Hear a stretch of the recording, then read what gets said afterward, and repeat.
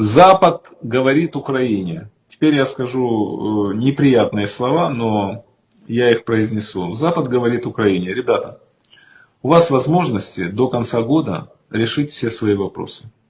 Отвоевывайте территорию, сколько сможете. Мы вам даем для этого все. Сейчас и атакамсы дадим, и F-16, все дадим. Кроме ядерного оружия. До конца года что отвоюете? Ваше. Что не отвоюете? Стол переговоров.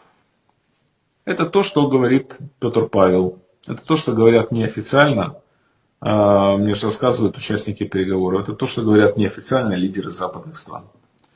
Без протокола. Ukrajinský moderátor a novinár Dmitrij Gordon natočil video so svojou manželkou a vykreslil natvrdo, aký osud čaká Ukrajinu po nepodarenom samite NATO vo Vilniuse. Gordonova o 17 rokov mladšia manželka a novinárka Alesia Bacman bola súčasťou jeho videoctu a došlo na tému osudu a budúcnosti Ukrajiny. Gordon sa v tom okamihu rozhodol, že povie na rovinu, čo sa hovorí v zákulisí v najvyšších kruhoch ukrajinskej politiky a hlavne počas vyjednávania ukrajinských delegácií s Američanmi, Britmi a hlavne v Severoatlantickej aliancii. Podľa jeho informácií má český prezident Petr Pavel, ktorý o tom už hovoril na okraj samitu vo Vilniuse, úplnú pravdu a je to bohužiaľ pre Ukrajinu presne tak, ako to Pavol vysvetlil. Ukrajina má čas do konca tohto roka. Západ dal Ukrajine v zákulisí de facto ultimátum. Všetko, čo do konca roka dokáže Ukrajina dostať a vybojovať na Rusoch, to jej zostane. Čo nedokáže vybojovať, to sa dostane na stôl vyjednávania s Ruskom o ukončení vojny niekedy na konci tohto roku, respektíve začiatkom roku 2024. Do tej doby NATO a Západ dodajú Ukrajine všetky zbrane, ktoré majú na skladoch, vrátane rakiet dlhého doletu a také MS na ostreľovanie Krymu a hlavne Moskvy a dôjde aj na dodávky niekoľkých kusov stíhačiek F-16. To všetko Ukrajina do konca roka dostane. Ale problém je v tom, že Ukrajina má čas iba do konca roka. Potom spojenci vojenskú pomoc Ukrajine obmedzia a budú požadovať, aby Ukrajina začala o konci vojny vyjednávať s Rusmi. Rusko sa malo po uvalení sankcií položiť rovnako ako na začiatku 90. rokov. Ale tentoraz zastavenie prísunu tovaru zo západu ku kolapsu v Rusku neviedlo. Toto a takto natvrdo podľa Gordona zaznieva v zákulisí pri rokovaniach Ukrajincov so zástupcami NATO. Jeho žena z toho bola úplne zlá. Je to totiž tvrdá realita. Ukrajina poslúžila ako zámienka na vyprovokovanie Ruska na inváziu na Ukrajinu, aby kolektívny západ mohol na Rusko uvaliť zničujúce ekonomické sankcie podobné vodíkovej bombe. Rusko sa malo zrútiť a Rusi mali výjsť do ulic a zvrhnúť Putina, pretože obchody a krámy mali byť prázdne, v Rusku mal nastať hlad a bieda. Presne ako sa odohralo začiatkom 90. rokov, keď došlo k pádu komunistickej strany Sovietskeho zväzu, ktorá nebola schopná zaistiť zásobovanie v ruských obchodoch ani základnými potravinami. Regály obchodov boli prázdne aj v samotnej Moskve. Ekonomický kolaps a prázdne obchody v Moskve vyniesli v roku 1990 z ulice k moci Borisa Jelcina. Všetko sa totiž dovážalo z krajín RVHP, ale po prevratoch vo východoeurópskych krajinách v roku 1989 sa dodávky tovaru do ZSSR zastavili. Toto sa malo zopakovať minulý rok po uvalení sankcií na Rusko. Lenže tentoraz zastavenie dovozov tovaru zo západu do Ruska ku kolapsu v Moskve a nikde v Rusku neviedlo. Rusko sa od roku 2014 stalo potravinovo sebestačnou krajinou a čo ruský priemysel nevie vyrobiť, to sa dováža z Číny a z krajín BRIC. A vlastne z celého sveta, zo 150 krajín sveta. Okrem toho, kolektívny západ neúspel v presviečaní krajín sveta, aby sa pripojili k sankciám proti Rusku. K tým sa pripojili 3 výhradne len krajiny tzv. Kolektívneho západu, iba 45 zo 195 krajín sveta. To iba ukazuje na to, že 150 krajín sveta nepovažuje ruskú inváziu na Ukrajinu za niečo, čo by bolo dôvodom na uvalenie sankcií, čo samo o sebe znamená, že tieto krajiny vidia minimálne určitú oprávnenosť Ruska na kroky, ktoré zvolilo proti Ukrajine. Ukrajina mala jediný cieľ, vyprovokovať Rusko na inváziu na svoje územie. Nič ďalšie sa od nej neočakávalo, režim v Rusku mal padnúť pod sankciami. A to je samo o sebe potvrdením neúspechu západnej koalície v pláne na izoláciu Ruska. A nie len, že sa nepodarilo Rusko izolovať, ale západné sankcie na Rusko navyše vydesili Čínu, ktorá po dlhej dobe váhania sa naplno pustila do projektu odchodu od amerického dolára a na posilňovanie vzťahov s Ruskom.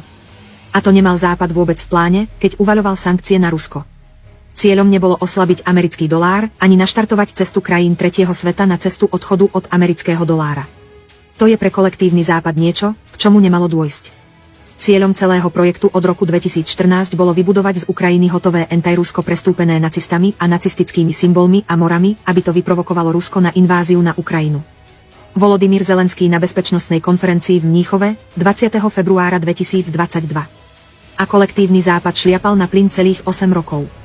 Kyjevský režim prijímal protiruské zákony ako na bežiacom páse, zákony na zákaz ruštiny v školách, potom na úradoch, potom v službách a v obchodoch, no a nakoniec aj v tlači.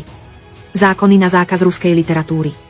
Zákaz činnosti najväčšej ukrajinskej a silne preruskej partaja strany regiónov. A celých 8 rokov pálila ukrajinská armáda na Donetsk a ďalšie mestá delostrelecké granáty a rakety, ktoré zabíjali civilistov a deti. Ale Kremeľ a Putin stále nič. Stále sa nemal k invázii. Celé sa to zmenilo vo chvíli, keď americkí poradcovia navrhli Zelenskému, aby Ukrajina začala presadzovať na verejnom fóre právo Ukrajiny na vlastný zbrojný jadrový program. A presne to Zelenský urobil, keď o tom začal hovoriť už v lete roku 2021 a nakoniec túto požiadavku predniesol na Mníchovskej bezpečnostnej konferencii 20. februára 2022, teda 4 dni pred ruskou inváziou. Celých 8 rokov kolektívny západ používal Ukrajinu ako tyč, ktorú šťouchal do ruského medveďa, aby Ukrajinu napadol. Až hrozba Zelenského, že začne program výroby vlastnej jadrovej kapacity dotlačilo Vladimíra Putina k tomu, že vtrhne s armádou na Ukrajinu. Američania a kolektívne západ sa dočkali. Konečne po 8 rokoch sa podarilo Rusko vyprovokovať na inváziu na Ukrajinu. Preto boli západné sankcie uvalené na Rusko tak rýchlo, pretože boli 8 rokov dopredu pripravené a nachystané. Lenže efekt sankcií sa nedostavil. Na Rusko nefungujú buď vôbec, alebo len s veľmi malým dopadom, ktorý nie je natoľko silný, aby viedol k nepokojom v Rusku, k občianskej nespokojnosti a k protestom. Toto sankcie jednoducho nezariadili. Rusko je totiž, na rozdiel od začiatku 90. rokov, proti prerušeniu dovozu západného tovaru na ruské trhy imúne. Zelenský v komediálnom programe s pištoľou pri hlave.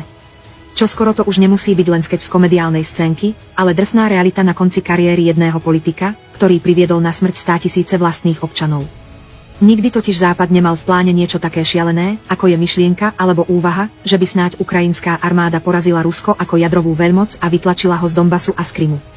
Nikdy nebolo v pláne, aby niekto po Ukrajine niečo také požadoval. Rusko malo byť porazené čisto a iba sankciami.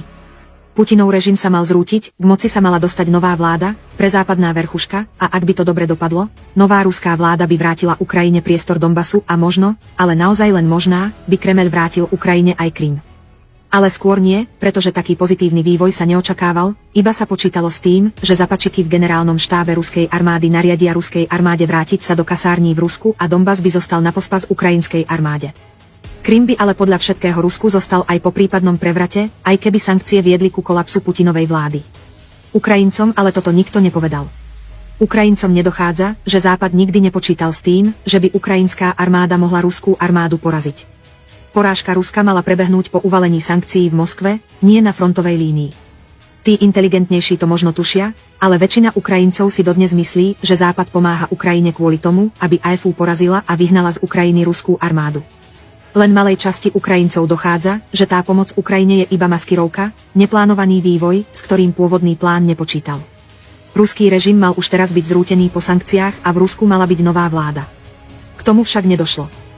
A Západ teraz nevie, ako to zamaskovať, a tak vyzbrojuje Ukrajinu, aby to ako nevyzeralo tak trápne, že najprv od roku 2014 celú Ukrajinu štve proti Rusku, ale potom jej ani nepomôže, to by jednoducho vyzeralo na medzinárodnej scéne divne. Lenže pravda je taká, že nikto na Západe neverí, že by ukrajinská armáda Rusov porazila, teda s výnimkou naozaj tupých českých, slovenských a poľských politikov, ktorí majú modré knižky, nikdy na vojne neboli, ale o to zelenšie majú mozočky, čo zdôrazňujú kabelkami a iné, rídzo-vojenské výstroje v civile. Kabelková tankistka v úlohe ministerky obrany Jana Černochová. O to drznejšie potom pôsobia výroky českého generál-prezidenta, ktorý vypúšťa balóny oznamujúce skorý pád do reality ohľadom osudu a budúcnosti Ukrajiny. Do žatvy to nebude, ale do konca roka áno. Zelenský už strihá meter, čo skoro to príde. Vila na Floride už volá, hola hola, politický azyl volá. A nebudú to Rusi, ktorí pôjdu po Zelenskom, nie.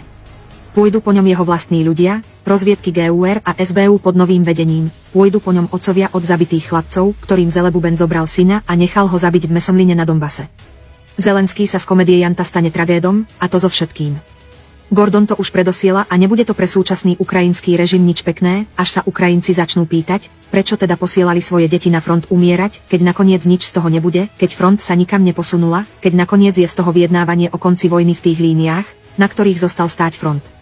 Naozaj by som potom nechcel byť v koži ukrajinských odvodných komisárov, generálov a samotného Zelenského.